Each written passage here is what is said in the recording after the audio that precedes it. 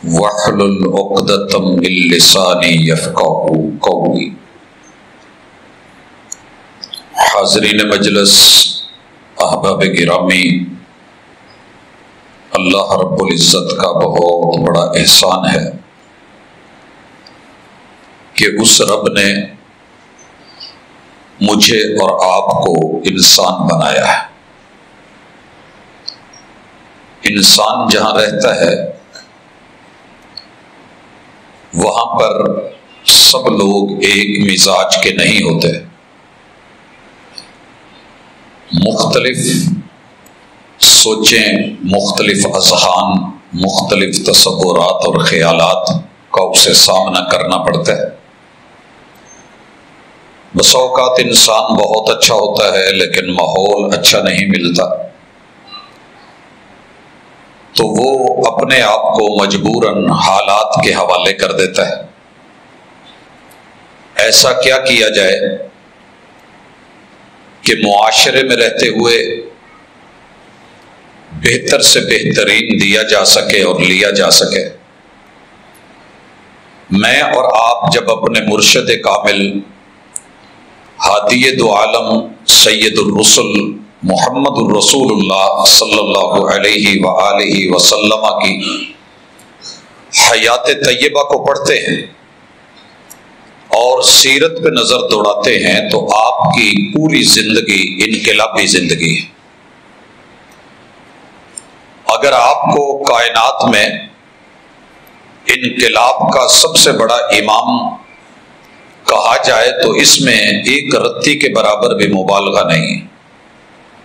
بہت تھوڑے وقت میں معاشرے کو جو بالکل جہالت میں، لا علمی میں، دشمنی کی ساری حدوں کو پار کر کے اخلاقی گراوٹ کے بالکل آخری دھانے پہ تھا، جس کے بارے میں خود کتاب اللہ نے کہا وَكُنْتُمْ عَلَى شَفَا حُفْرَةٍ مِّنَ النَّارِ، تم نے جو آگ کے الاؤ جلا رکھے تھے اور اس کے بالکل کنارے پہ تھے اور اس میں گر کے مرنے اور تباہ اور برباد ہونے والے تھے، تمہارے رب نے تمہیں وہاں سے بچا لیا۔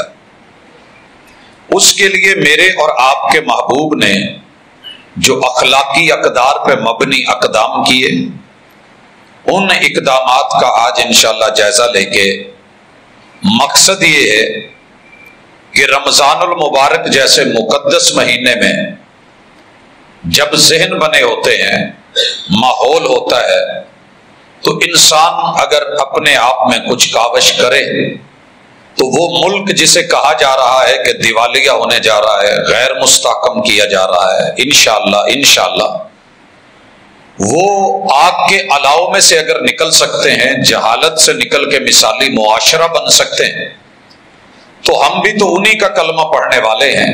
اس حوالے سے میں سب سے پہلے ان چیزوں کا یا ان اقدامات کا تذکرہ کر رہا ہوں جو اللہ تعالی نے سورۃ المومنون کے اندر کی ہے۔ یہ 18ویں پارے کی سورت ہے۔ مالک الملک اس کا آغاز ہی کامیابی سے کرتے ہیں۔ قد افلح المؤمنون، بڑے یقین اور وثوق کی بات ہے، کامیابی کی بات ہے کہ اللہ تعالیٰ نے مومنوں کو کامیابیاں عطا کر دی ہیں۔ یہ نہیں کہا کہ مومنوں کو کامیاب کر دے گا، کہا کہ مومنوں کے لیے کامیابیاں لکھ دی گئی ہیں، کامیاب ہیں یہ لوگ۔ اب یہ جو ایمان کا لفظ ہے اس میں اصل امن ہے۔ جس معاشرے میں امن نہیں ہوتا وہ مستحکم نہیں ہو سکتا، وہاں کاروبار اچھے نہیں چلتے، وہاں لین دین کے اندر امن نہیں، دوسرے کے اوپر اعتبار نہیں، اعتماد نہیں۔ تو سب سے پہلے امن اور اس سے ایمان۔ ایمان کی جو 6 بنیادیں ہیں، جس بندے کو رب نصیب کر دے یہ بندہ اپنے آپ کو اندر سے بھی بدلتا ہے اور باہر سے بھی تبدیل کرتا ہے۔ جیسے پانی خود صاف ہو اور دوسروں کو صاف کرے تو مزہ دیتا ہے، اور اس کو پینے سے پیاس بجھے تو اس کے مقصد پورے ہوتے ہیں۔ وَأَنزَلْنَا مِنَ السَّمَاءِ مَاءً طَهُورًا، اللہ کہتے ہیں کہ ہم نے آسمان سے جو بارشوں کا پانی نازل کیا، اس میں 2 خوبیاں ہیں۔ یہ طاہر بھی ہے اور یہ پاک کرتا بھی ہے، خود بھی پاک ہے اور صفائیاں بھی کرتا ہے۔ تو میرے پیغمبر علیہ الصلاۃ والسلام نے سب سے پہلے جسم سے پہلے بھی روح کی صفائی فرمائی ہے۔ اسے ہم کہتے ہیں تزکیہ، پاکیزگی، طہارت، جسمانی طہارت بھی اور روحانی پاکیزگی بھی۔ روح پاک ہوگی تو انشاءاللہ وہ جسم کو بھی پاک رکھنے کے اوپر آمادہ کرے گا، وگرنہ بڑے بڑے صاف ستھرے کفر کے اندر مبتلا لوگ، نہانے والے، پرفیوم لگانے والے، سوٹڈ بوٹڈ، لیکن روح پاک نہیں ہوتی یا اس کی طرف وہ چل نہیں سکتے، اور یہ 6 ارب کی نفری ہے۔ لیکن جب روح پاک ہو جائے، میرے پیغمبر نے ایسا انقلابی قدم، فاران کی چوٹی پہ پہلا جملہ ہی یہ بولا، قولوا لا الہ الا اللہ تفلحوا وتملک العرب والعجم۔ کامیابی لینی ہے تو جعلی 2 نمبر خدا اور بڑھاوے، یہ جو رب کی جینون فرنچائز پہ قبضہ کروا کے تم نے بٹھا رکھے ہیں، ان کو ہٹا کر کے ایک اللہ کی حاکمیت کو مان لو، ایمان لے آؤ، تم کامیاب ہو۔ بھائیو، تاریخ گواہ ہے، جب جب حاکم وقت نے، جسے اونٹ چرانے نہیں آتے تھے، اگر اس نے اس پاکیزگی کو، طہارت کو لیا ہے، تو خود بازو کا سرانہ بنا کے جناب عمر رضی اللہ تعالی عنہ حرہ میں لیٹے ہوتے تھے، ایک کیکر اور ببول کے درخت کے نیچے، اور کامیابی اور کامرانی اور انقلاب یہ تھا کہ دونوں طرف، ادھر روم کے اور ادھر فارس کی سرحدوں پہ ان کے فوجی لگے ہوئے ہیں، مجاہدین لگے ہوئے ہیں، اور اللہ تعالیٰ کامیابیوں سے ہمکنار کر رہا ہے۔ اور ایسے نہیں تاریخ نے لکھا کہ کیسر اور کسرا کانپ رہے ہوتے تھے، اور آ کر کے دیکھنے والوں نے رپورٹ کری کہ عمر آپ کتنی مزے کی نیند سو رہے ہیں، عدلت فنمت یا عمر، آپ نے ایمان سے انصاف کیا ہے، اللہ تعالیٰ نے آپ کی سوسائٹی کے اندر جو ہے اتنا روب اور دبدبہ اور کامیابیاں پیدا کر دی۔ تو ایمان کی ایک اپنی خوبی ہے، جیسے سونا مٹی میں رہ کے مٹی نہیں ہوتا، ایسے ہی مومن جتنے مرضی برے معاشرے میں ہو، یہ پہلے سے بھی زیادہ نکھرتا ہے۔ اور میرا ماننا ہے جتنے ہم یہاں مسلمان اسلامی جمہوریہ پاکستان میں اپنے آپ کو مسلمان سمجھتے ہیں، اس یورپ کے اندھیروں میں رہنے والے ہیں جہاں ظلم ہے، کفر ہے، اور سب سے بڑا ظلم شرک کا ظلم ہوتا ہے۔ انسانوں کو جتنا مرضی انصاف دے دے، جو بندہ رب کے ساتھ انصاف نہیں کر سکا، وہ بندوں کے ساتھ انصاف اس کا کسی کام کا نہیں ہوتا۔ یہ ایک پہلو ہے، جتنا نکھار ان مسلمانوں میں ہے شاید ہمارے اندر نہ ہو۔ یہ بات یاد رکھیے کہ جب ہر ٹیبل پہ پینے کو شراب میسر ہو اور پانی کی جگہ بھی وہ ملے، وہاں بندہ اپنے آپ کو بچائے تو مزہ تب ہے۔ نہیں مل رہی، صوفی اللہ ہو، ایک اور بات ہے۔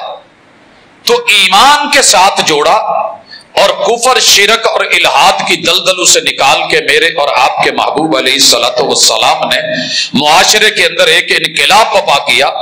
بے شک ہجرت کے وقت بڑے تھوڑے سے تھے اور بدر میں جاتے ہوئے 313 تھے، مگر ان 313 نے جو انقلاب برپا کیا تھا، وہ میرے مرشد نے ریت کے ٹیلے پہ، وہ پہاڑ جو بدر کے ہیں، پیچھے سجدہ کر کے ایک جملہ بولا تھا، اور وہ جملہ کمال کا تھا، اللہ یہ میں نے تیار کیے ہیں، یہ مٹھی میں آ سکتے ہیں، ان کی گردنیں دبوچی جا سکتی ہیں، لیکن اگر آج ان کو ختم کر دیا گیا تو پھر دنیا میں تیرا نام کون لے گا؟ یہی تو تیرے ہیں۔ تو آئیے اپنے اندر ایمان کو ذرا راسخ کریں۔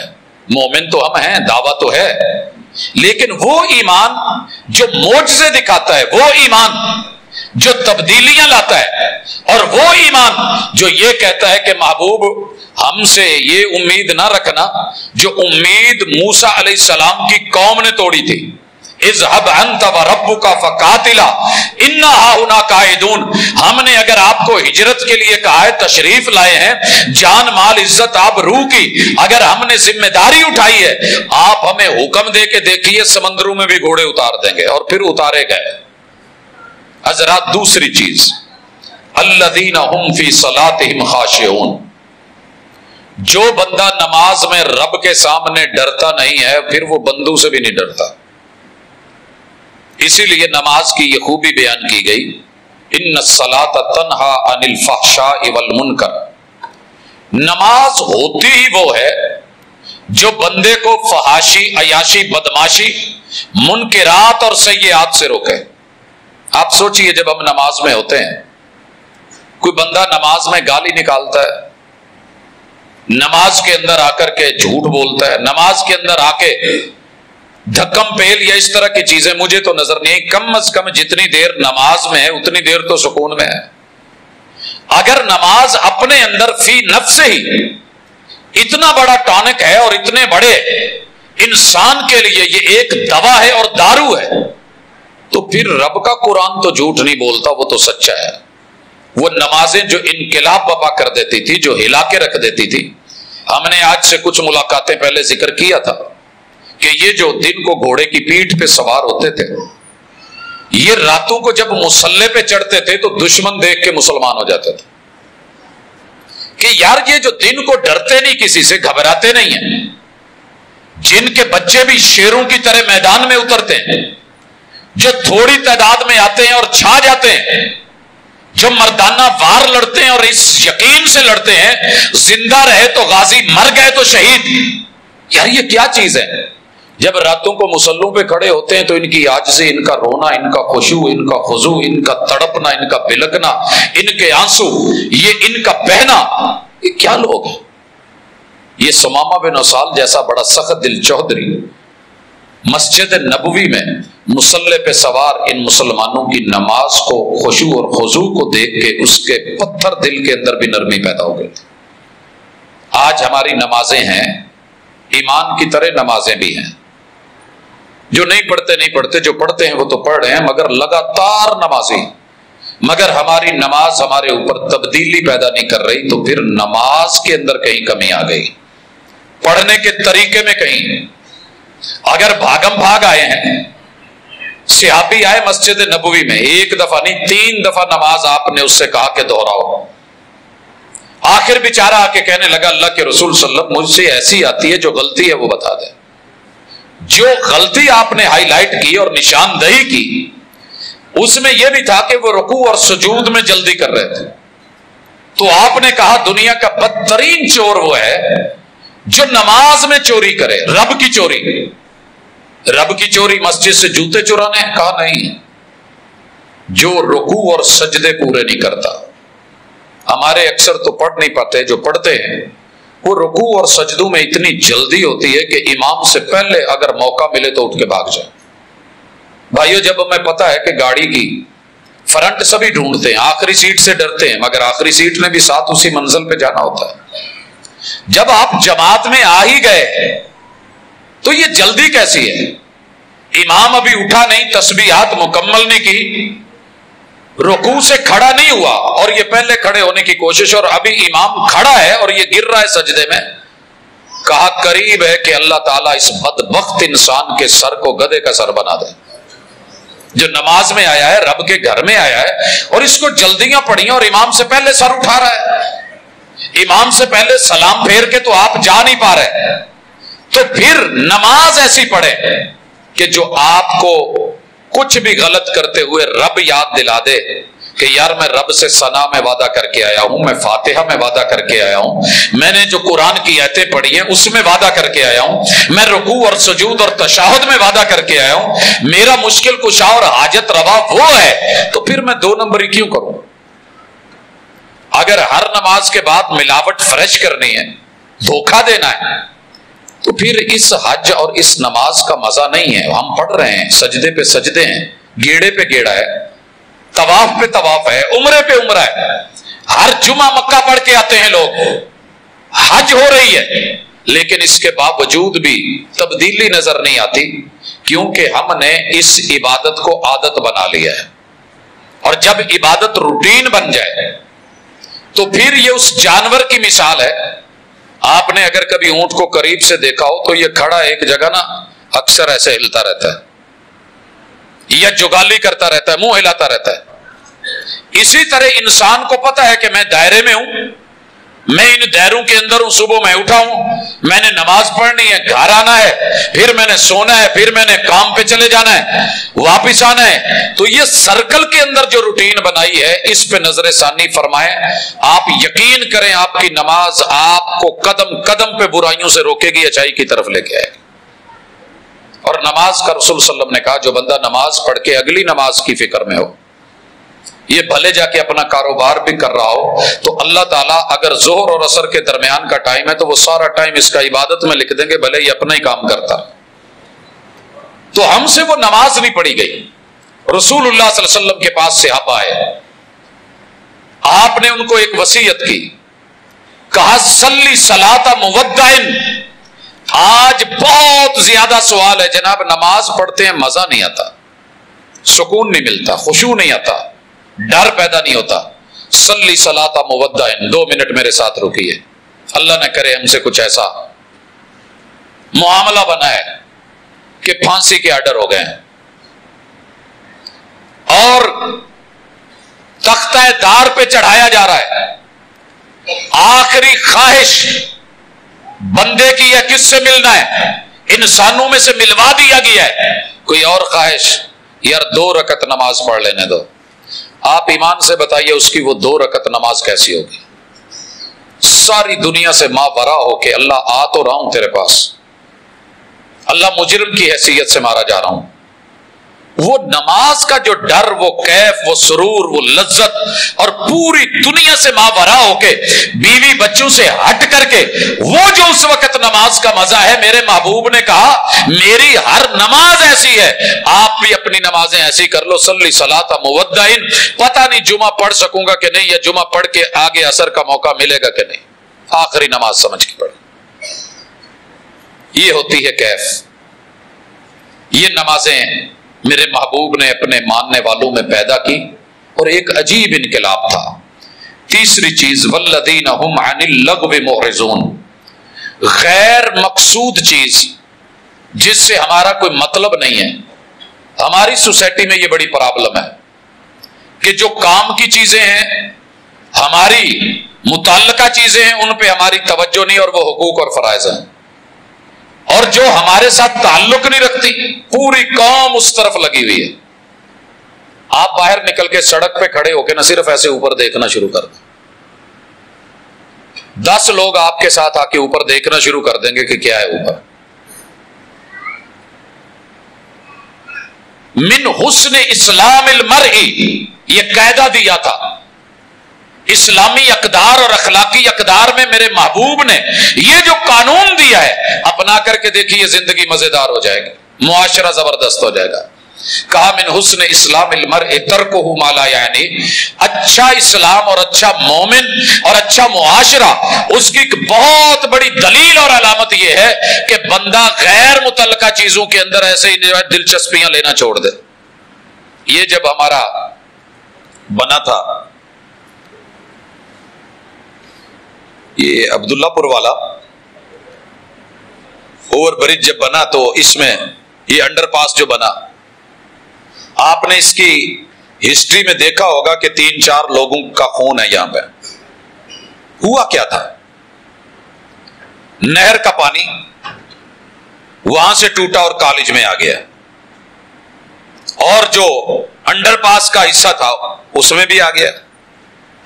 اب پانی آیا تھا نا، مسافر اور راہی جو بنا ہوا تنگ راستہ تھا، موٹر سائیکلیں روک روک کے وہاں اس کو جھانک رہے تھے، اور اتنا اوپر وزن بڑھا کہ ایک اچھا خاصا نوجوان، نئی شادی، بیوی روک رہی ہے اور پھر بھی نہیں، میں 1 منٹ ویکھ کے آیا، بس شغل میں لائی سے کی ہویا کی ہے، گیا ہے وہاں کھڑا ہے، اور وہ نیچے بیٹھی ہے جگہ، بیوی انتظار کرتی رہی، اور یہ نیچے آ کے وہاں سے اس کی لاش نکلی تھی۔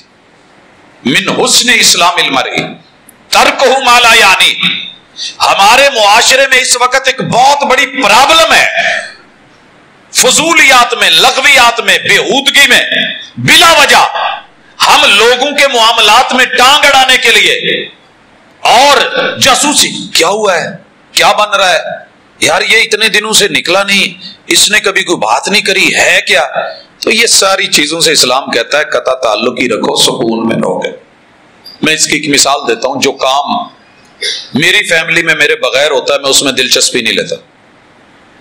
اگر ہو گیا ہے تو مجھے پوچھنے کی ضرورت نہیں ہوتی کن نے کیتا ہے، کیوں کیتا ہے، بڑا میں تھا مجھ سے پوچھا کیوں، ایسی کوئی بات نہیں، ہو گیا ہے الحمدللہ۔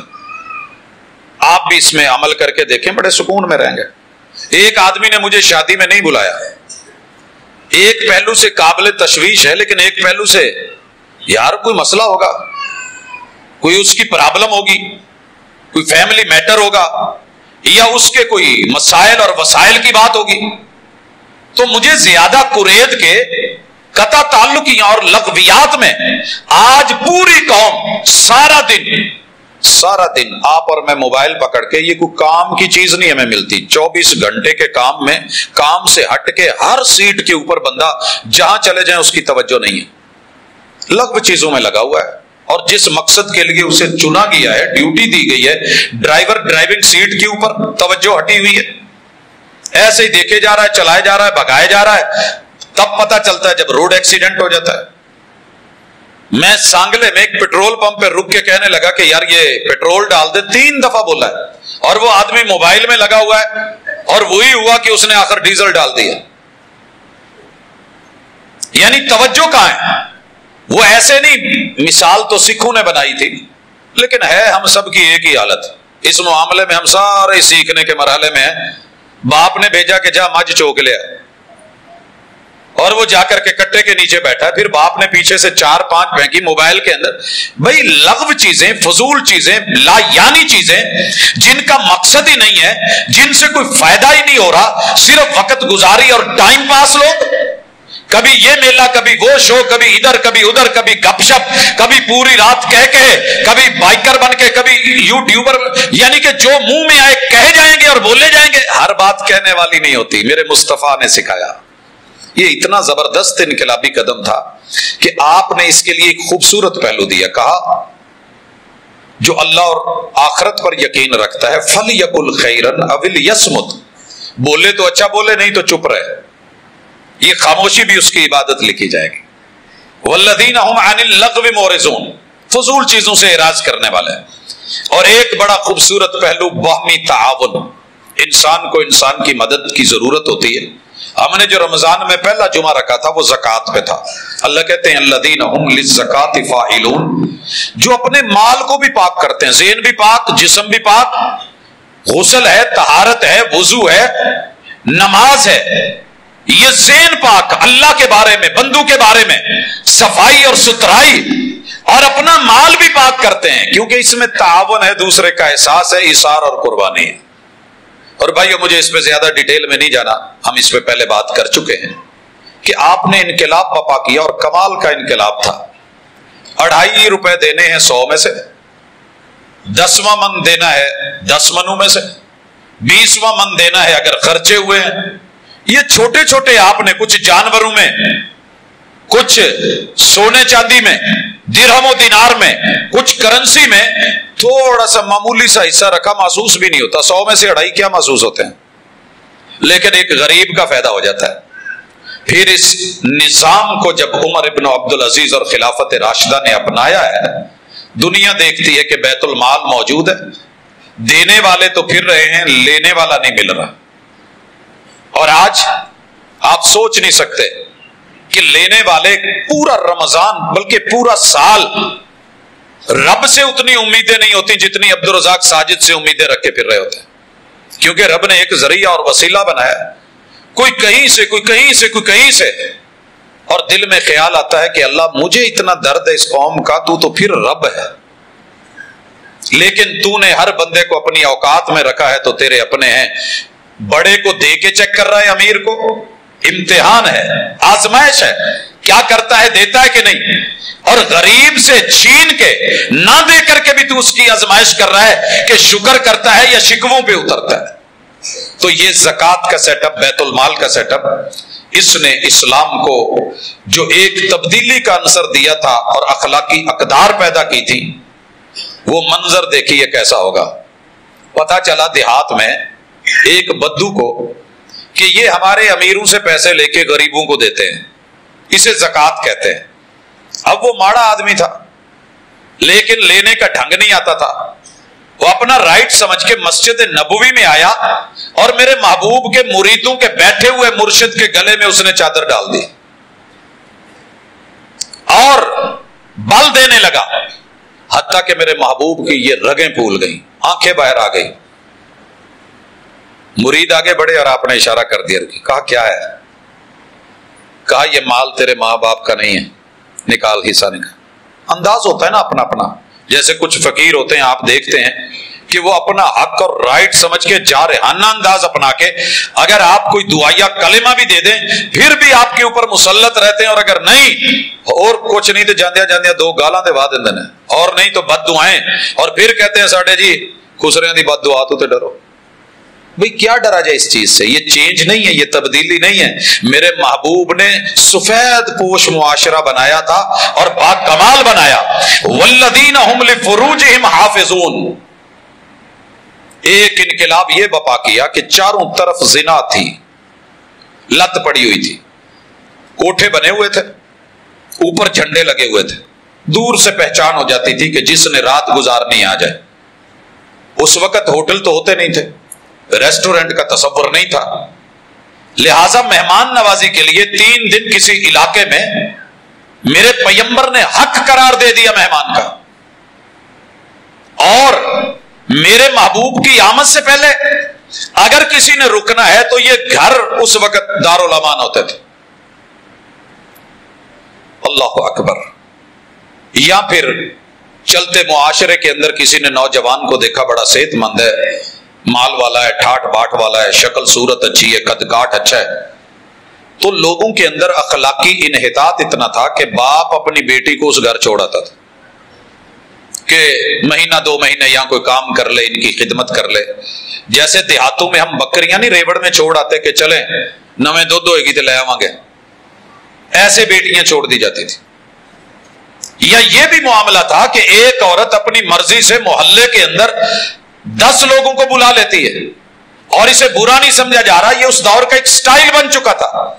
ایسے میں میرے پیغمبر نے کہا والذین هم لفروجہم حافظون یا معشر الشباب من استطاع منکم الباءۃ فلیتزوج، نکاح کرو، زنا اور صفا نہیں، حسب نسب میں پاکیزگی۔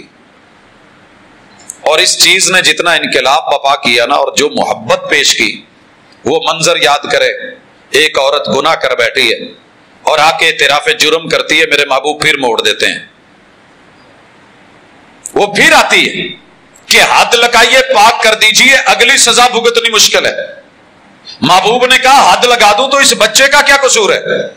ہم تو بچوں کو کہیں شاپروں میں، کہیں کوڑے دانوں میں، کہیں گندگی کے ڈھیروں میں، کہیں کچرے میں، کہیں گٹروں میں، نالوں میں پھینک کے ہم کہتے ہیں جان چھوٹ گئی۔ میرے مصطفیٰ نے یہ نہیں کہا کہ یہ زنا کا جو ہے یہ بچہ، یہ گندگی اولاد یہ دے کر کے ہمیں جائے گی، دونوں کو مار دو۔ کہا نہیں، اس کا کیا قصور ہے، غلطی تمہاری اس کی نہیں ہے، جاؤ اس کو جنم دو۔ وہ جنم دے کے پھر آئی۔ آپ نے کہا بھی اس کو سنبھالے گا کون؟ کھانے پینے کے قابل تو ہو۔ پھر دودھ پلایا، حتیٰ کہ لے کے آئی، ہاتھ میں روٹی کا ٹکڑا ہے اور کہتی ہے محبوب اب اس کو کھانا پینا آ گیا، میرے پہ حد لگا دے۔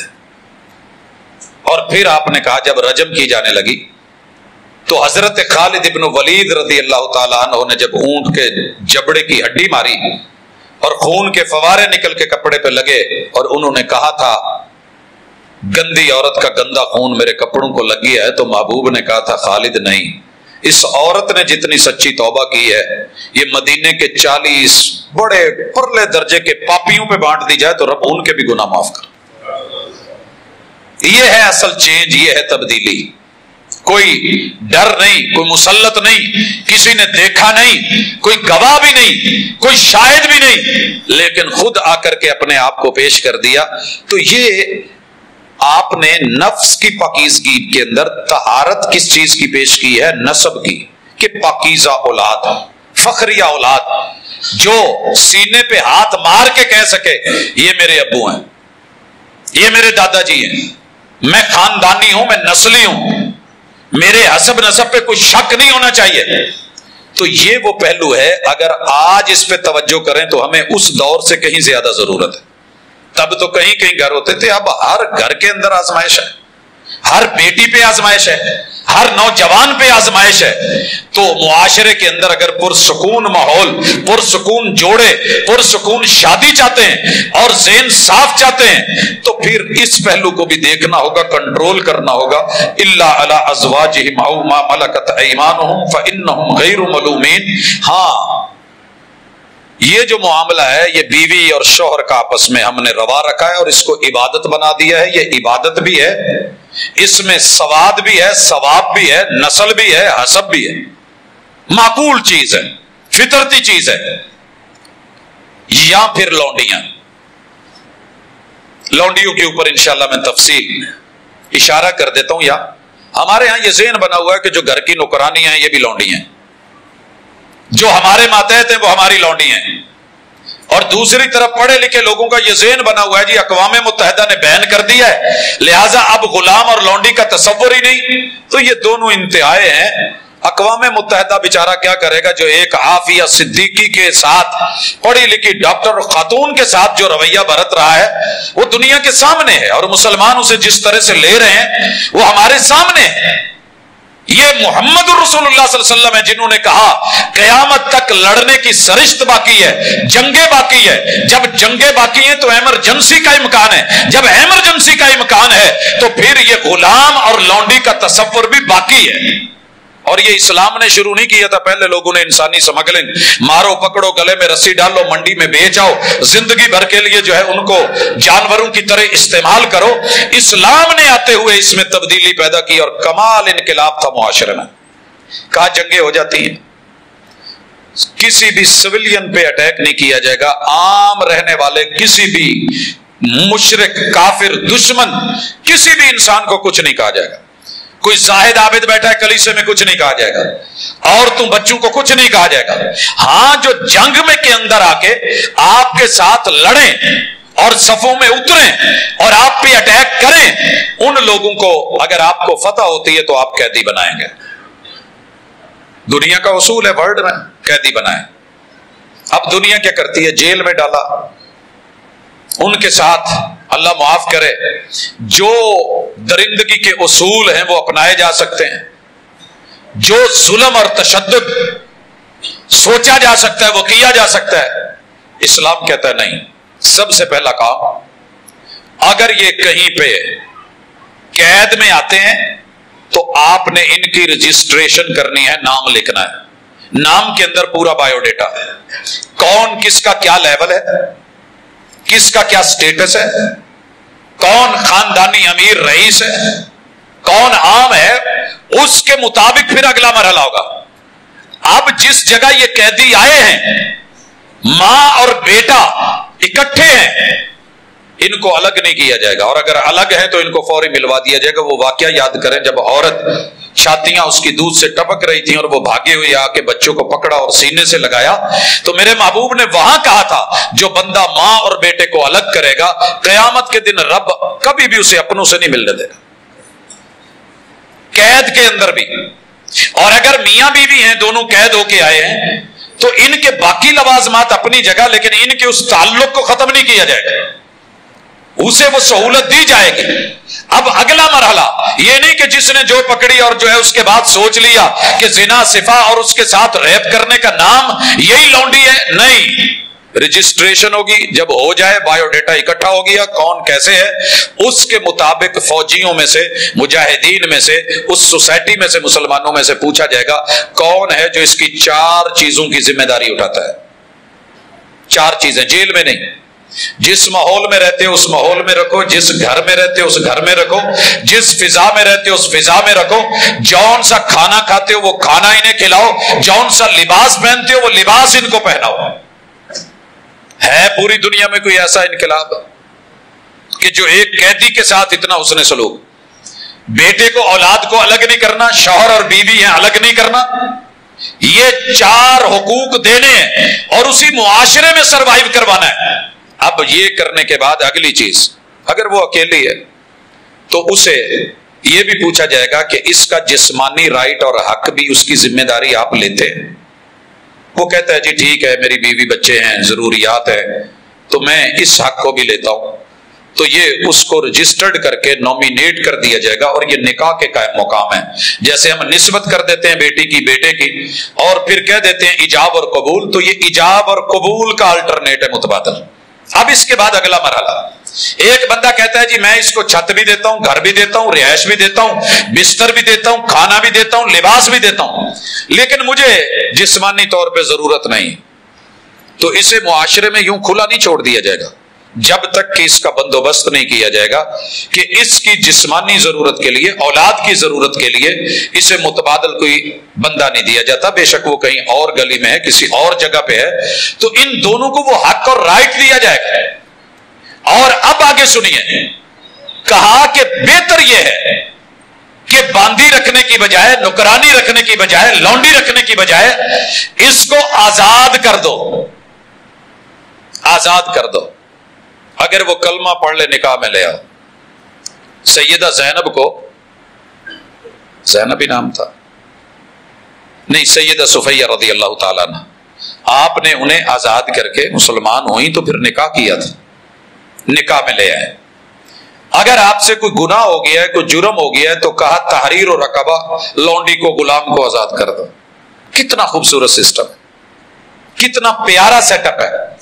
اگر آپ آزاد کر دیتے ہیں یہ زیادہ بہتر ہے، ترجیح دلائی تو یہ ہے وہ لونڈی کا سسٹم۔ اس پہ خیر تفصیلی میں بھی بات نہیں کر سکتا کیونکہ میرا موضوع اور ہے۔ والذین هم لاماناتهم وعہدهم راعون، میرے پیغمبر نے ان لوگوں کو جو وعدہ وفا نہیں کرتے تھے، جو امانتوں میں خیانت کرتے تھے، ان کو ایسا امین بنا دیا، ایسا امین بنا دیا کہ آپ سوچ بھی نہیں سکتے، سوچ بھی نہیں سکتے۔ یار حیرانی کی بات نہیں ہے کہ پورا بیت المال بھرا پڑا ہے اور کسی کو پتہ ہی نہیں کہ اس طرف جو ہے وہ نظر دوڑا کے چوری بھی کرنی ہے۔ اور اگر کسی نے یہ اٹیک کرا ہے، آئے تھے کچھ لوگ ارینا قبیلے کے، مدینے میں کچھ دیر رہے، واچ کرتے رہے، پیٹ ان کے خراب ہو گئے، تو رسول اللہ صلی اللہ علیہ وسلم نے ان کو، صحیح بخاری کی روایت ہے، علاج کے لیے اونٹوں کے باڑے میں بھیج دیا، بیت المال کے اونٹ، یہ وہاں چلے گئے۔ انہوں نے دیکھا اونٹ کافی سارے ہیں اور ان کا نگران صرف ایک ہے، کہنے لگے بڑا ایزی ہے، چونکہ اس معاشرے میں تھے، گھٹی میں یہ چیز بسی ہوئی تھی، تو انہوں نے اس کو پکڑ لیا۔ گرم سلاخیں وہاں گرم نہیں کرنی پڑتی، لوہا عام روٹین میں ہمارے موٹر سائیکل کی سیٹ کی جو پلاسٹک کی حالت ہوتی ہے وہ آپ دیکھتے ہیں، وہ تو پھر لوہا تھا۔ انہوں نے اس کو پکڑ کے اس کی آنکھوں میں سلائیاں پھیر دی اور اس کو جسم کے مختلف حصوں کو کٹ لگائے اور ہرے میں تڑپتا ہوا چھوڑ دی، اونٹ لے کے بھاگ گئے۔ رسول اللہ صلی اللہ علیہ وسلم کو خبر ہوئی تو آپ نے وہ نہیں کیا جو ہماری پولیس اور ہمارے ہاں سپاہ اور یہ مقتدر قوتیں کرتی، کہ الٹا جو ہے جس کی چوری ہوئی ہے، جس کا نقصان ہوا ہے، وہ بیچارہ پھنس جاتا ہے اطلاع کر کے، یا کیس کا رخ موڑنے کے لیے اچھا آپ کی کوئی دشمنی ہوگی، کوئی وہ مسئلہ ہوگا، یہ ہوگا، ایسا کچھ نہیں کیا، سیدھا سیدھا ڈائریکٹ پیچھا کروایا ہے، پکڑوائے ہیں، لائے گئے ہیں۔ اور دہشت گردی کا یہ واقعہ پہلا تھا مدینے میں، مخالف سمجھ سے ان کی ٹانگیں اور پاؤں کاٹے گئے، جیسے انہوں نے سلائیاں پھیری تھی، آنکھوں میں گرم سلائیاں پھیری گئی، اور ویسے ہی تڑپتا ہوا اسی ہرے میں جہاں ساری بجری اور روڑی پڑی ہوئی ہے وہاں پھینک دیا گیا۔ جیسے وہ تڑپ تڑپ کے اللہ کو پیارا ہوا، ایسے اس کو پانی بھی مانگتے تھے، نہیں دیا گیا۔ اس کے بعد مدینے میں پھر کبھی دہشت گردی نہیں ہوئی۔ یہ تھا انقلابی قدم۔ ہم چوروں کو ڈھیل دیتے ہیں، ڈاکوؤں کو موقع دیتے ہیں، ان کو شیلٹر دیتے ہیں اور ساتھ کو آ کے بتاتے ہیں۔ کئی دفعہ ایسے ہوا ہے، موٹر وے پہ گاڑی کہیں کوئی مسئلہ بنا، رک گئے تو فوری طور پہ پولیس والے دوست احباب آئے اور کہنے لگے جی جلدی کریں، یہاں پہ 125 والے لوٹ لیتے ہیں۔ ہم نے کہا جی اگر وہ لوٹ لیتے تو آپ کس سے؟ جی ہم نے آپ کو بس بتا دیا، ہماری ذمہ داری ختم، ہم اتنا کہہ سکتے۔ آپ سوچ نہیں سکتے کہ اس سے بھی آگے آگے بہت کچھ ہوتا ہے۔ ہمارے ہاں کئی دفعہ ایسے ہوا ہے کہ پولیس کی وردی میں باقاعدہ ڈاکے۔ تو اللہ تعالی ہمیں معاف کرے، ہم جس طریقے سے یہاں پریشان ہیں، اس پریشانی کا ایک ہی حل ہے کہ جس طریقے رسول اللہ صلی اللہ علیہ وسلم نے چور کے ہاتھ کاٹنے کا کہا اور عدل و انصاف، یہ واقعہ ہم پڑھ چکے ہیں کہ نبی کی بیٹی کی ہم نام عورت بنی مخزوم قبیلے کی، چوری ثابت ہوئی، کہا ہاتھ کاٹ دیا جائے، سفارش کے لیے جناب اسامہ بن زید میرے نبی کے منہ بیلے بیٹے کے بیٹے ہیں، اور اتنے پیارے تھے کہ جس گود میں جیسے حسن اور حسین کریمین بیٹھتے تھے ایسے جناب اسامہ بھی بیٹھتے تھے، اور سفارش لگوائی۔ آپ نے کیا کہا تھا؟ لو ان فاطمہ بنت محمد سرقت لقطعت یدہا، اگر میں آج چیف جسٹس ہوں تو جو قوم کی بیٹیوں کے لیے فیصلہ ہے، اگر یہ کام میری بیٹی نے کیا ہوتا تو میں اپنی بیٹی کے لیے بھی یہی فیصلہ کرتا۔ یاد ہوگا پچھلے کچھ سالوں میں ایک چیف جسٹس کی بیٹی کے نمبروں کا مسئلہ بنا تھا، پوری قوم کی بیٹیوں کو ڈاج کروایا گیا، پیچھے کیا گیا، اور اپنے روب، اپنے اثر، اپنے دبدبے اور اپنے اس جو ہے وہ عہدے اور کرسی اور چیئر کا استعمال میرے محبوب نے امیر اور غریب کو برابر کر کے یہاں مساوات دے کے عدل اور انصاف کے ترازو میں ایسا کھڑا کیا کہ پھر وہ منظر بھی آئے کہ ایک طرف علی کھڑے ہیں رضی اللہ تعالیٰ عنہ میرے محبوب کے تربیت یافتہ، اور کٹہرے میں قاضی کے سامنے دوسری طرف یہودی بھی وہیں کھڑا ہے، اور اسی پہلو کو دیکھ کے وہ کلمہ بولتا ہے۔ تو یہ انقلاب کہنے کی حد تلک نہیں، ہم سارے انصاف انصاف انصاف۔ میں کہا کرتا ہوں اپنے مسلک کا نام، گروہ کا نام صراط مستقیم رکھ لینے سے ضروری نہیں کہ وہ جو چال چل رہا ہے وہ جنت کی چال ہو، وہ جس رستے پہ ہے وہ جنت کا رستہ ہو۔ اگر آپ شراب کی بوتل پہ روح افزا لکھ دیں، لیبل لگا دیں، رنگ ویسا ڈال دیں، ساری دنیا کی شریعتیں مل کے اسے حلال نہیں کر سکتی۔ آپ کہہ سکتے ہیں کہ ایسے ہے۔ اسی طرح جرم کی دنیا، ناانصافی کی دنیا، اللہ کی قسم ہم نے نام تحریک انصاف سمجھ کے بڑی محبتیں پیش کی تھی، لیکن جیسے باقیوں کا حال تھا وہی وہاں پہ بھی دیکھا گیا۔ ماننے کو کوئی تیار نہیں، کیونکہ میں اپنا جرم مانتا ہی نہیں، میں فرشتہ ہوں، باقی سارے غلط ہے تو نہیں، ہم سب انسان ہیں، غلطی کا پلندہ ہیں، خطا کا پتلا ہے، توبہ کا موقع ہے، رجوع کرے۔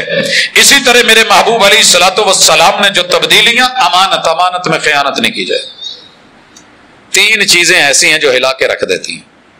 لوگ آپ کی جان لینے کو تیار ہیں، 12 قبیلے تیار ہیں، اور ان میں سے جو سب سے جوان مرد، لڑاکا، تلوار کا ماہر ترین بندہ تھا، اس کو کہا گیا کہ پوری رات آگ جلا کے اس میں زہر ڈال کے تلوار اس کے اندر بھگوئی ہوئی ہے، پھر اسے خشک کیا جائے کہ جہاں وار لگے، پھٹ ایسا ہو جائے، زخم ایسا ہو کہ زہریلا ہو کے پھر دوبارہ اس کا کوئی علاج نہ ہو سکے۔ 12 قبیلے مارنے کو تیار ہیں، اور میرے محبوب جاتے ہوئے کیا سوچ رہے ہیں کہ قوم نے میرے پاس امانتیں رکھی ہیں، علی میں نکل رہا ہوں، ہجرت پہ جا رہا ہوں، تو آپ یہ امانتیں لٹا کے آ جانا۔ یار یہ 2 منٹ یہاں روکی، ایک میری جان کا دشمن ہو اور میں اس کی امانتوں کا سوچوں گا، پھر تو میں دباؤں گا نا، چلانے دے پھر جو آتا ہے۔ اور دوسری چیز جس پہ سب سے زیادہ لوگوں نے انگلی اٹھائی ہے وہ میرے نبی کی بیٹی سیدہ زینب کے شوہر ابو العاص پہ اٹھی ہیں، لیکن جیسے سسر تھے اسی تربیت میں پلے، کلمہ پڑھا تو کہا محبوب میں ابھی کلمے کا اعلان نہیں کر رہا، مجھے ایک دفعہ مکہ جانا ہے۔ مکہ گئے، مکے والوں کو کہا مکہ والوں کس کس کی امانتیں ہیں؟ انہوں نے کہا ہماری۔ کہا یہ لو۔ جب امانتیں دے لی، سارا کچھ پوچھ لیا کہ لوٹا دی ہیں، پھر ان کو بتایا کہ میں نے کلمہ پڑھ کے میں مسلمان ہو گیا ہوں۔ تو میرے کہنے کا یہ مقصد ہے کہ اپنا آپ صاف کر کے ذمہ داریاں، اور امانت کیا ہے؟ جو میری اور آپ کی ڈیوٹی ہے وہ امانت ہے۔ باپ کی اپنی امانت، ماں کی اپنی امانت، بڑے بھائی کی اپنی امانت، ذمہ داری چھوٹے بھائی کی اپنی ہے، ہر بندہ۔ اور آپ نے قیامت کی نشانی بتائی تھی، قیامت کی بہت بڑی نشانی یہ ہے اذا وسد الامر الى غیر اہلہ، چیئر اس کو دے دی جائے گی جو اس چیئر کا حقدار نہیں۔ ڈرائیونگ سیٹ پہ اگر اسے بٹھایا جائے جو ڈرائیور نہیں، تو گاڑی کا بھی نقصان، جانوں کا بھی نقصان، اس کا اپنا بھی نقصان۔ منبر و محراب ایسے لوگوں کو مل گیا ہے کہ جن نے امانت، وہ وحی کی امانت، اسے چھوڑ کے قصے کہانیوں پہ بات چلا دی ہے، جنہوں نے معاملہ گڑمڑ کرتے ہوئے شکل علماء والی بنا لی ہے۔ اور بڑے دکھ سے کہہ رہا ہوں، علمی خیانت یہ دنیاوی خیانتوں سے کہیں بڑھ کے ہوتی ہے، کیونکہ اس کا تعلق عقیدے سے اور آخرت سے ہے۔ کتنے لوگ ہیں جو اس وقت علماء کے روپ میں ہیں مگر عالم نہیں ہیں، عالم نہیں ہے۔ ایک ایک گاڑی بھگا لینا، ریس دے لینا، شوخیاں دکھا لینا، ون ویلنگ کر لینا، لیکن ڈرائیونگ کیا ہے کہ مشکل ترین ماحول کے اندر اگر ٹائر بلاسٹ ہو گئے ہیں تو آپ نے بریک لگانی ہے یا صرف آپ نے اسٹیئرنگ کو کنٹرول کرنا ہے، اعصاب کے اوپر توجہ دینی ہے؟ یہ چیزیں لوگ آج نہیں سمجھ رہے۔ رمضان میں تو بالخصوص جتنے اداکار ہیں ان کو بھی عالم کے روپ میں پیش کر دیا جاتا ہے۔ وہ جی ان کا چونکہ سوسائٹی کے اندر ایک نام ہے، ایک شہرت ہے، چلیں لوگ ان کو دیکھنے آئیں گے، اسی بہانے یہ ہوگا وہ ہوگا۔ اور بے شمار ایسے لوگ کہ جن کا علم سے کوئی تعلق نہیں ہے لیکن اہل علم کے اندر نفرت پیدا کرنے کے لیے اور ان کے اندر شکوک و شبہات کو وہ والی فضا پیدا کرنے کے لیے بیٹھے ہیں۔ تو میں اللہ سے ایک دعا کیا کرتا ہوں، اللہ زندگی میں کبھی مجھے کسی عالم کے روپ میں کسی صوفی کے متھے مت لگانا۔ اور یہ میں کئی دفعہ اس کا اظہار کر چکا ہوں اور بڑے اپنے آپ کو عاجزی میں گرا کے، میں کوئی فاخرانہ لب و لہجے میں نہیں، دعائیہ انداز ہے کہ اللہ کسی علم کے روپ میں، عالم کی شکل میں کسی جاہل صوفی کے متھے مت لگانا۔ اور یہ بہت زیادہ ہیں اس وقت جو دنیا کو لیڈ کر رہے ہیں، اور قیامت کی نشانی ہے کہ وہ لوگ آگے آ جائیں گے جو جاہل ہوں گے، عالم کہلائیں گے، جہالت کو پھیلائیں گے، خود بھی جاہل، لوگوں کو بھی جاہل اور گمراہ کریں گے، خود بھی گمراہ۔ دلیل کے لیے وہ ایک روایت ہی کافی ہے جس نے 99 بندے مار کے توبہ کے لیے بھاگ دوڑ کی تھی، اور لوگوں نے بتایا کہ فلاں عالم ہے، چلا جا، عالم تھا نہیں، صوفی بندہ تھا، زاہد بندہ تھا، عبادت کرتا تھا، تسبیح پکڑی ہوئی تھی، داڑھی رکھی ہوئی تھی، شکل مولویوں جیسی تھی۔ یہ اس کے پاس جا کے بیٹھ گیا کہ معافی مانگنی ہے، لیکن میں نے 99 قتل کیے ہوں۔ کہنے لگا توبہ توبہ توبہ توبہ، تیری معافی، اللہ تجھے معاف کر دے۔ ایک انسان کا قاتل پوری انسانیت کا قاتل ہوتا ہے، یہ کیا کر کے آیا؟ نہیں ہونی۔ تو اس نے اس کو بھی مار دیا کہ چلو 100 تو پورے ہوں۔ اب بتانا تو آسان ہوگا نا کہ میں نے سینچری کی ہوئی ہے، اسے مار کے پھر بھاگا، تڑپ ختم نہیں ہوئی، توبہ کے لیے فکر مند ہو کے گیا۔ اللہ نے کسی عالم سے ملوا دیا اور اس عالم نے کہا کہ بھائی یہ تیرا اور تیرے رب کا میٹر ہے، گناہ گار تو ہے، وہ غفور الرحیم ہے، گناہ تیرے ہیں، وہ شرک معاف کر دیتا ہے، یہ تو پھر انسان کا قتل ہے۔ تو شرک سے بڑا تو گناہ نہیں، جب وہ معاف ہو سکتا ہے تو یہ کیوں نہیں؟ جا سچے دل سے توبہ کر، سوسائٹی چھوڑ، اور جس کمپنی میں رہتا ہے وہ لوگ چھوڑ، کسی پر امن جگہ کی طرف نکل۔ حدیث پاک میں آتا ہے رسول صلی اللہ علیہ وسلم نے کہا وہ نکلا، موت آ گئی تو اللہ تعالیٰ نے رحمت کے فرشتوں کو، جنت کے فرشتوں کو کہا کہ جاؤ اس کی روح جو ہے وہ قبض کرو، وہ لو اور اس کو لے کر کے آؤ، اس کی روح اچھی جگہ۔ تو اہل علم، اہل دل، اہل نظر، یہ امانت ہے دین کی، اور دین سے بڑی امانت کوئی نہیں ہے۔ جو اس میں خیانت کرے، الا للہ الدین الخالص، اللہ کی قسم کھا کے دل کہتا ہے کہ کہہ دوں اگر یہ علمی خیانتیں نہ ہوتی تو آج فرقے نہ ہوتے، نہ ہوتا کوئی فرقہ۔ میرے نبی کے کتنے صحابہ ہیں، یہ بدری ہیں، یہ مہاجر ہیں، یہ انصار ہیں، لیکن یہ کہیں نظر نہیں آتا تھا کہ یہ ابو بکر کی سوچ رکھنے والا ہے، یہ جناب عمر کی سوچ رکھنے والا ہے، اور یہ جو ہے جناب عثمان کی سوچ رکھنے والا ہے، یہ حضرت علی رضی اللہ تعالیٰ عنہ کی سوچ، یہ ان کی فقہ پہ عمل کرنے والا ہے۔ خلفائے راشدین میں 4 بڑے نام تھے، لیکن انہوں نے ایسے نہیں کیا، انہوں نے ایسے نہیں کیا۔ کہیں کسی کا قول آیا بھی تو رسول صلی اللہ علیہ وسلم کی بات کو ترجیح دی گئی۔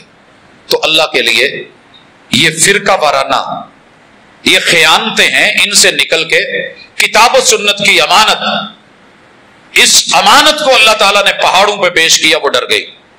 توحید کی امانت، آسمان اور زمین گھبرا گئے، لیکن انسان نے قبول کر لی لیکن بعد میں نبھا نہ پایا۔ تو اس کو نبھانا یہ بھی ایک بڑا اہم کام ہے۔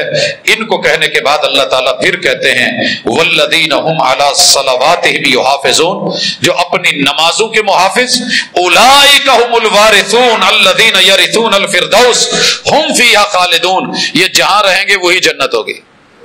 دنیا میں رہیں گے تو معاشرہ جنت نما، قیامت کو جہاں جائیں گے وہ ہم ان کا مسکن جنت بنا دیں گے۔ تو یہ موٹے موٹے کام رسول اللہ صلی اللہ علیہ وسلم نے کروائے۔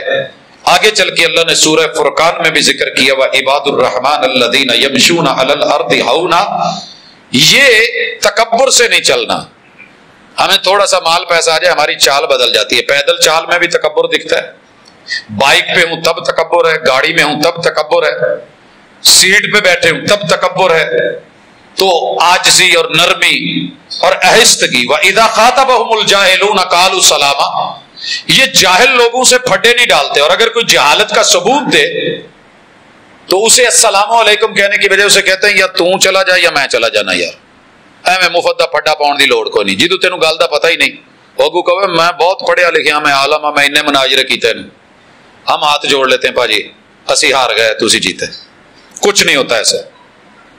وَإِذَا خَاطَبَهُمُ الْجَاهِلُونَ، اہل علم سے بات کرو گے، امام شافعی کہتے ہیں رحمت اللہ علیہ، جب بھی کسی عالم سے بات ہوئی تو الحمدللہ دلیل کے ساتھ اس نے میری بات مانی ہے، اور جب کسی جاہل سے بات ہوئی تو میں ہمیشہ ہارا ہوں، میں ہمیشہ ہارا ہوں، امام شافعی فرما رہے ہیں۔ تو اس لیے جہالت پہ جہالت کا ثبوت، تھوڑی سی موٹر سائیکل ٹکرا کیا گئی، وہ نہیں پجی جنہیں ایک دوسرے دیا بوتھیاں پن دے دی۔ یہاں عقل مندی اور دانائی کا تقاضا ہے، کئی دفعہ لگی گاڑیاں کا بیٹا کوئی بات نہیں، انسانوں کے سپیر پارٹ نہیں ملتے، کسی ماں باپ کے قیمتی بچے ہو، ذرا خیال سے چلا کرو، گاڑی بھی بن جائے گی، چیزیں بھی بن جائیں گی، لیکن یار تو قیمتی ہے، خیال رکھ ذرا اپنا۔ تو ایسے پتہ نہیں اتنا نقصان گاڑی کا نہیں جتنا ہم کسی انسیڈنٹ اور ایکسیڈنٹ میں خود اپنا کر لیتے ہیں، کہاں کہاں چلے جاتے ہیں۔ اور یہ جہالت کبھی مرد میں اور بیوی میں، کبھی والدین اور اولاد میں، کبھی استاد اور شاگرد میں، کبھی باس میں اور کبھی جو ہے ماتحت لوگوں میں، کبھی سینئر اور جونیئر میں، 24 گھنٹے جہاں لینی ہے، اگر سب سے وافر چیز مل رہی ہے تو جہالت مل رہی ہے۔ تو آئیے، روزہ رکھتے ہوئے میرے محبوب نے کیا کہا تھا، اگر کوئی آپ سے لڑتا بڑھتا بھی ہے تو اسے کہہ دو انی صائم، ویسے بتانے کی ضرورت نہیں روزہ، لیکن اگر کوئی بد تہذیبی کا ثبوت دے رہا ہے تو یار میں روزے نہ لا، اگر حیا والا ہوا تو رک جائے گا، اگر پھر بھی جو ہے تو پھر اللہ ہی حافظ ہے۔ ہماری سوسائٹی میں تو ماشاءاللہ 10 دفعہ بھی کہہ کے دیکھ لیں اچھا ماما روزے رکھ کے پھر میرے تھے تو نہیں۔ انقلاب میرے محبوب نے جو بپا کیا تھا اس میں یہ بھی تھا والذین یبیتون لربہم سجدا وقیاما، یار دن کو تو اپنی بھاگ دوڑ کرتے ہو، مزہ زندگی کا تب ہے کہ لگی والیاں نو نیندر نہیں پیندی تو تیری کی میں اکھ لگ گئی۔ یہ جو اللہ والے ہوتے ہیں نا، ان کو فکریں ہوتی ہیں دنیا کے حقوق کی بھی، رب کے حقوق کی بھی اور اپنے حقوق کی بھی۔ یہ راتوں کو جیسے ویزا لگا ہوا اور ڈیٹ ایکسپائر ہو رہی ہو تو اس نے جیسے جانا ہے، فکر لگی ہوتی ہے، اندر کے الارم جگاتے ہیں، لوگ کہہ بھی دیں سو لے لیکن پھر جاگ کے گھڑی دیکھتا ہے۔ جن کو اگلی فکریں لگی ہوتی ہیں نا وہ راتوں کو مست لمبا نہیں سوتے، وہ جاگتے ہیں، مصلے پہ آتے ہیں، رب سے باتیں کرتے ہیں، ملاقاتیں کرتے ہیں اور وہ لذتیں، لیکن صبح کو اٹھ کے یہ نہیں کہتے میں تہجد پڑھنا، میں بڑے بڑے مولوی ویکھے نے تہجد نہیں پڑھی ہونا کبھی، آپ تہجد اذان دے دی، پھر وہ فخر نہیں کرتے۔ صبح اٹھ کے وَبِالْأَسْحَارِ هُمْ يَسْتَغْفِرُونَ، ساری رات قیام کر کے بھی صبح توبہ کر رہے ہوتے ہیں، اللہ معاف کری اودا دا نہیں قیام کیتا گیا جداں دا تینوں چاہیدا سی، اللہ کمی رہ گئی ہے، اللہ وہ کام نہیں ہوا، وہ حق ادا نہیں ہوا۔ حق تو یہ ہے کہ حق ادا نہیں ہوا۔ یہ باتیں کہنے کے بعد اللہ تعالیٰ فرماتے ہیں وَالَّذِينَ يَقُولُونَ رَبَّنَا اصْرِفْ عَنَّا عَذَابَ جَهَنَّمَ، ان کی یہ بھی خوبی ہے کہ رب سے ترلے ڈالتے رہتے ہیں اللہ ساڑی نہ شریکہ تو نہ تیرا شریک ٹھہرا کے کتے اس آگتوں۔ اللہ یہاں بھی پرسکون کر دے ربنا آتنا فی الدنیا حسنہ وفی الآخرۃ حسنہ وقنا عذاب النار، یہ کہہ کر کے اللہ تعالیٰ نے آگے ان کا ذکر کیا ہے کہ وہ مال میں میانہ روی کرتے ہیں، خرچ کرتے ہوئے نہ بالکل بخل کرتے ہیں، نہ بالکل جو ہے وہ ایسے ہی فضول خرچی میں اترتے ہیں۔ وَكَانَ بَيْنَ ذَلِكَ قَوَامًا، ان کی سوسائٹی ایسے رہتی ہے، وہ کسی کو مارتے نہیں، قتل نہیں کرتے۔ آئیے یہ کام موٹے موٹے میرے محبوب نے بتائے تھے، سکھائے تھے، اور معاشرے میں انقلاب، اور اس کے لیے ایک دو روایتیں ذہن میں رکھیے۔ آپ نے کہا کہ جو اپنے لیے پسند کرتا ہے بھائی کے لیے پسند نہیں کرے تو پھر وہ میرا نہیں، مومن ہی نہیں۔ جو کسی کی ماں بہن بیٹی کو شوہر کے خلاف کرے وہ میرے معاشرے کا بندہ ہی نہیں ہے، اور جو چھوٹوں سے پیار نہ کرے، بڑوں کا جو ہے وہ وقار کا لحاظ نہ رکھے، وہ میری سوسائٹی کا بندہ ہی نہیں ہے۔ جو ملاوٹ کرے وہ میری سوسائٹی کا بندہ ہی نہیں ہے۔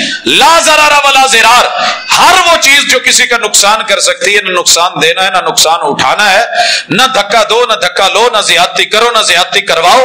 یہ کتنے خوبصورت اصول ہیں، اگر ہم اپنا لیں فی سبیل اللہ، جو دشمنیاں ڈالی ہوئی ہیں بلا وجہ کی، ان سے انشاءاللہ ہم نکل سکتے ہیں۔ اللہ تعالیٰ ہمارے معاشرے کو بہتر کر سکتا ہے اور اس میں استحکام آ سکتا ہے، لیکن شرط یہ ہے کہ ہم صرف الفاظ اور گفتار کے غازی نہیں بلکہ کردار کے غازی بنیں۔ سبحانک اللہ